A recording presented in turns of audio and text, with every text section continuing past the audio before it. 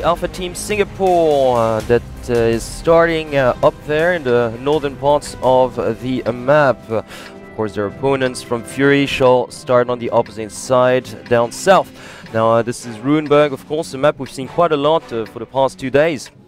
So an urban map, but a pretty well-balanced one as well. Of course, there's this massive field outside to the east as well. So the city edge also pretty important. Yeah, definitely. You know, you got to use the cover of the buildings and the terrain to your advantage. You can't just go out there guns blazing and expect to win. Absolutely, and right now we're taking a look at Team Fury that's committing quite a lot of tanks as expected to the city, and now switching back to Alpha Team Singapore that's actually spreading out to the field. Yeah, it looks like they're quite trying cheeky. it looks like they're trying to take control of this the outer city and the field. It looks like they might try and just first scout out where the enemy is and then possibly push in towards the enemy base. Well, and speaking of scouts here, the Alpha Team Singapore that decided to go with 2 T1s and 1 AMX-13, as a matter of fact. This one controlled by their captain, Des Guys, whereas their opponents from Fury just sticking to 2 T1s. And all of the rest actually just IS-3s and 110, so all heavy tanks.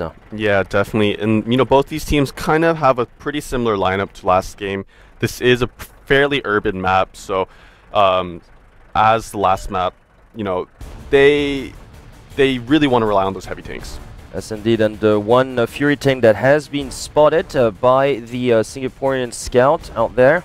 So they know that, well, the city edge is being well protected at the moment, but yes, Alpha Team Singapore that's really well spread out here on this map.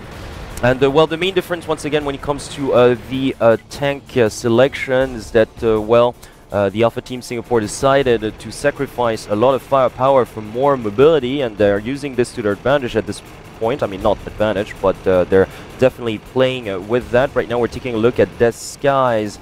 The team captain was just roaming around the field with his AMX-13.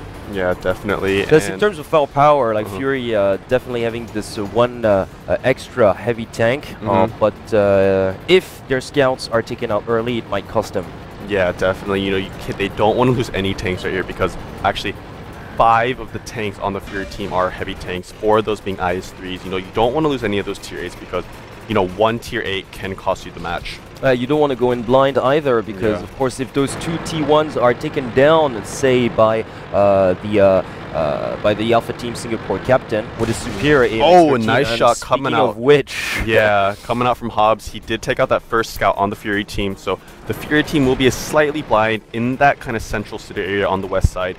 And Hobbs doing a pretty good job here with his T1 as well, taking out the scout. So unfortunately for the Fury team, they only have 1 T1 scout remaining. They're going to have to be pretty careful out there, because let us not forget that AMX-13 is just really roaming around the place looking for that last scout.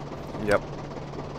And speaking of the devil, look at that last remaining T1 on the Fury side that has been spotted actually by oh yeah, and actually Des Guys might take this out right here if he gets a nice shot. It's gonna be a 1-shot, 1 kill, and and there you go. That's exactly what we expected. Brilliantly done. Yeah, nice shot coming out. So actually Fury losing both their scouts now, so they are gonna be blind, or a little bit more blind than they are now. And once again, I got to give credit to the Alpha Team Singapore. They just sort of bet on the fact that AMX-13 tier 8 light tank is extremely mobile, as well as very fast tank. It's got superior armor than the other T1s, of course, obviously.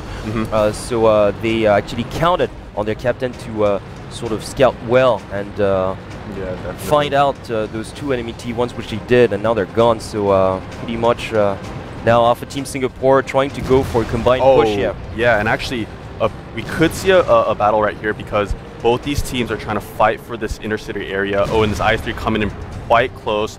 The Singaporeans do have to back up because they are outnumbered.